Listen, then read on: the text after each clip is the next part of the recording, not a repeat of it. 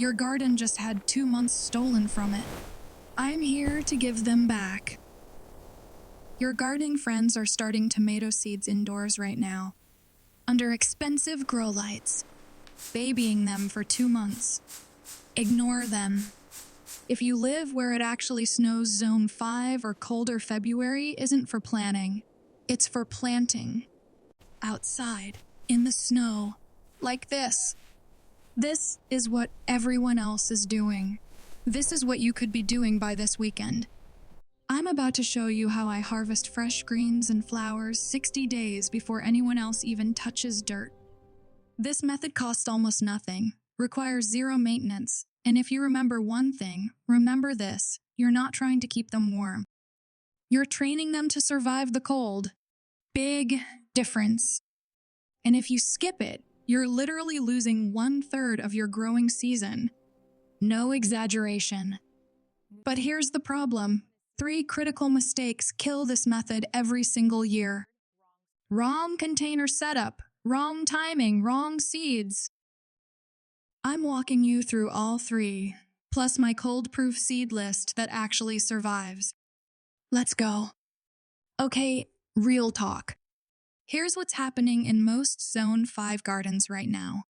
You're waiting until mid-May to transplant because that's the last frost date, which means you're harvesting tomatoes in August, greens in late June if you're lucky. You're already 2 months behind. I know you're staring out the window at gray slush, thinking spring will never come. I've been there. This is how you fight back. Winter sowing is this brilliant old-school technique where you turn garbage milk jugs, soda bottles into free mini greenhouses. You plant seeds outside in February, let them sit in the snow, and nature does everything. No grow lights. No hardening off drama. No damping off disease killing your babies at 3 a.m. But, and this is critical, people mess this up in 3 specific ways. Mistake 1, they seal the containers too tightly. First warm day in March, their seedlings literally bake inside. I call it the May cookout, and it's brutal. I'll show you the exact vent setup that prevents this in about 2 minutes. Mistake 2, wrong timing. They see a warm spell in January, throw jugs outside, seeds sprout. Then a hard freeze murders everything overnight. Mistake 3, wrong seeds. You cannot winter sow basil. You cannot do peppers. Those are tropical plants. They'll turn to mush. So here's the plan.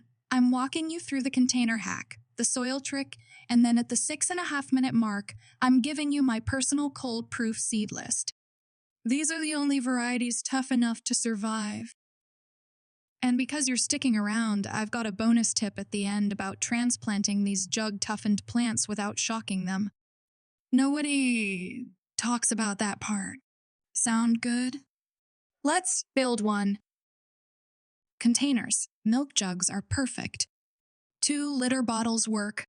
Even those gallon juice containers. Anything clear. Here's what you're doing. Cut the jug in half, but leave about 1 inch connected on one side. That's your hinge. It opens and closes like a clam shell.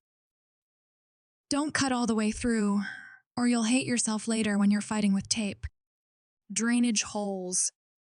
Flip it over, poke 4 to 6 holes in the bottom. I heat a screwdriver on the stove, slides right through. Without these, your seeds drown. Non-negotiable. Now, here's where the May cookout happens, if you're not careful. Most people seal these jugs completely. Looks tidy, right? But in March, you'll get a random 60-degree day. Inside that sealed jug, the temperature hits 90, sometimes 100 degrees. Your seedlings cook. They wilt. They're done. The fix is stupid simple, but most people skip it. Poke 2 or 3 pencil-sized vent holes near the top of the jug. Not huge. Just enough to let hot air escape while still trapping warmth at night. This is the secret. This jug becomes a self-regulating greenhouse. It breathes. When it's hot, air flows out. When it's cold, it traps heat. It's basically a tiny, perfect climate zone. Once you've got your holes, tape the jug shut with packing tape or duct tape. Make it secure as you could throw it, and it stays closed. But remember, those vent holes keep it from becoming an oven. Before you tape that shut, though, there's one thing that makes the difference between success and slush. The soil. Most people screw this up too. Now, the soil. This is where a silent war happens every winter. Two enemies are fighting in your jug. On one side, garden soil. It's heavy, it's got clay, and when it freezes and thaws, it turns into concrete, a brick, a seed coffin. On the other, seed starting mix.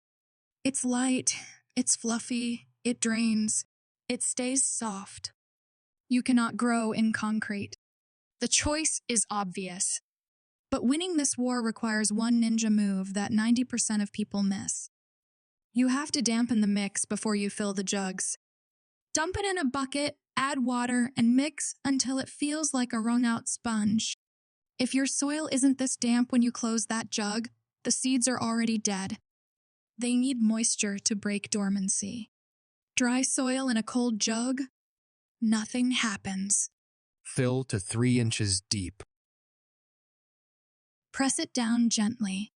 Smooth the surface. Done. Now let's talk timing. Because this is where mistake number 2 happens, and it's the one that breaks hearts. All right, the freeze checkpoint. This is life or death for this method. You cannot, and I mean cannot, put these jugs outside until you've had at least 1 full week of hard freezes. Consistent nights below 25 degrees Fahrenheit. Why? These cold hardy seeds need something called cold stratification. It's a biological trigger. The seed sits in the cold, goes through freeze-thaw cycles, and that tells it spring is coming. It's safe to wake up now. But here's the trap. If you put them out during a January warm spell, the seeds might sprout. Then a hard freeze hits. They're dead. You wasted your time.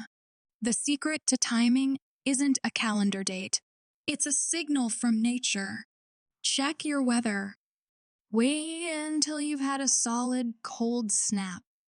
Late January, early February is usually perfect for Zone 5. Once you hit that checkpoint, you're golden. Now, placement. This sounds insane, but trust me, put them in full sun. Yes, in the snow. The sun heats the inside of the jug during the day. It can be 60, 70 degrees inside while it's 30 degrees outside. The snow actually insulates them at night. It's a perfect little ecosystem. Set them somewhere they won't blow away. I line mine along my raised beds. Some people use the south side of their house, wherever gets maximum sun. And then this is my favorite part: you walk away. You don't water. You don't check on them every morning. The snow melts and waters them. The freeze-thaw toughens them up. Your job isn't to keep them warm. It's to keep them alive in the cold. Nature handles the rest. You forget about them until March. Now stick with me here, because we're at the good part, the cold-proof seed list. These are the only varieties that survive this. All right, seeds.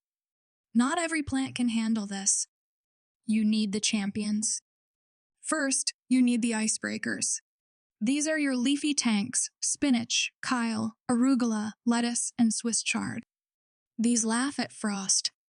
Spinach can germinate in 35-degree soil. You'll be harvesting by late April while everyone else is shopping for seedlings. Next, the frost flowers. These aren't scared of a little snow: calendula, poppies, snapdragons, bachelor's buttons. Calendula is borderline indestructible. Poppies hate being transplanted anyway, so this method is perfect. Finally, the slow and tough. These are the special forces that refuse to quit: parsley, cilantro, claytonia, chives. Parsley takes 3 weeks to germinate indoors and half die. Outside, It just works.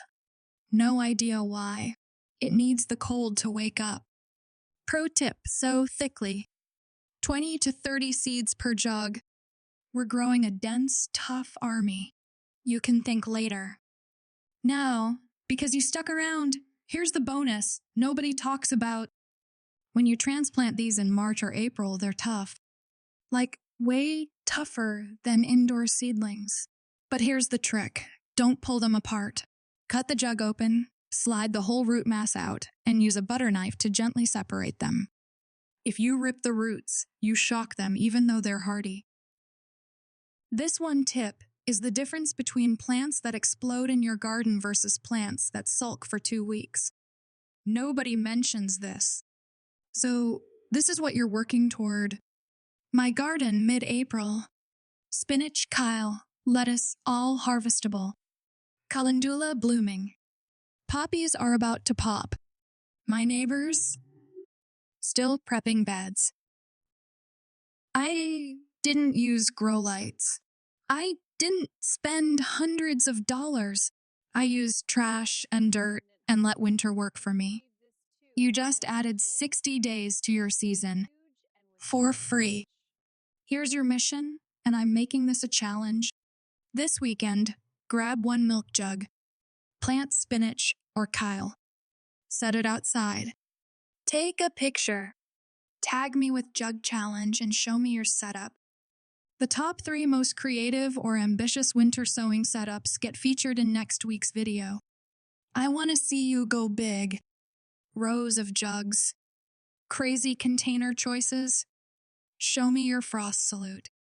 And next week, I'm breaking the biggest lie in winter gardening. I've got a single photo that shows exactly why your seeds are rotting in the ground right now.